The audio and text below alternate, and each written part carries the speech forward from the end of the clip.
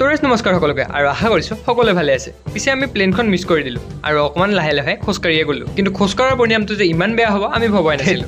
ক'বই পাহৰিছিলোঁ নহয়, আমাৰ পঞ্চপাণ্ডৱৰ গ্ৰুপটো মিলি গৈ আছোঁ আমি অকণমান যোৰহাট টাউনৰ ফালে বুলি। লাহেকৈ গাড়ীখনৰ পৰা নামি দিলোঁ আৰু খোজকঢ়া কাৰ্যটো আমি আৰম্ভ কৰি দিলোঁ আৰু ডাইৰেক্ট গৈ পালোঁ আমি স্মাৰ্ট পইণ্টৰ ফালে। পিছে স্মাৰ্ট পইণ্ট যে ইমান অকৰ্মণ্য হ'ব মই ভাবিব পৰা নাছিলোঁ। সেই অকৰ্মণ্য পইণ্টৰ পৰা ওলাই আমি গ'লোঁ ডাইৰেক্ট যোৰহাটৰ বিশাললৈ বুলি। পিছে আমি আকৌ মিছ কৰি দিয়া প্লেনখন ইয়াতে আহি লেণ্ড হৈছে। অকৰ্মণ্য পইণ্টৰ পৰা অকণমান শিক্ষা গ্ৰহণ কৰি ধুনীয়াকৈ আমি স্মাৰ্ট পইণ্টলৈ সোমালোঁ আৰু গ্ৰাউণ্ড ফ্ল'ৰ ইফাল নকৰি আমি যিহেতু উচ্চস্তৰীয় মানুহ উচ্চ স্তৰলৈ উঠি গ'লোঁ। পিছে এই স্মাৰ্ট পইণ্টটো আমাৰ দৰে স্মাৰ্ট নহয়, গতিকে অকণমান বস্তু লৈ ডাইৰেক্ট ওলালোঁ আমি বিশাললৈ। পিছে আচল কাণ্ডটো আমাৰ ইয়াতেহে হ'ল। ৰোহিত বাবুৱে আমাৰ গাৰু বিচাৰিলে আৰু গাৰুৰ কমফৰ্ট চেক কৰিবলৈ মানস বাবুক ধুনীয়াকৈ বিচনা বনাই ল'লে। আৰু মানুহজন ডাঙৰ দীঘল বুলি তাক বিচনা বনাব লাগে নে, যি কি নহওক বাৰু আমিও কিছুমান বস্তু লৈ লৈছোঁ আৰু অকণমান সময় ৱেষ্ট নকৰি চিধাই গৈছোঁ আমি 20 रुपये का गन्ने का জুচ খাবলৈ। কিন্তু মতে মিলা নাই, ইয়াতে গ্লাছটো সৰুহে আছিল। পিছে চাবলগীয়া অৱস্থাটো আমাৰ ৰোহিত বাবুৰহে হৈছে। ছিকিমৰ ঠাণ্ডা পৰিৱেশ এৰি ইয়াতে গৰমত মৰিব আহিছে। পিছে এনেকৈ কথা পাতি আহি থাকোঁতে আমি ডাইৰেক্ট আহি পালোঁ JB কলেজ, মানে জগন্নাথ বৰুৱা ইউনিভাৰ্চিটি। গেটখন দেখি আমাৰ ককালে অকণমান মনত কৰিলোঁ, কাৰণ তেখেতো ইয়াতে পঢ়া আছিল। তো লগ পাম আপোনালোকক এটা অন্য ভিডিঅ'। তেতিয়ালৈকে ধুনীয়াকৈ বাই বাই।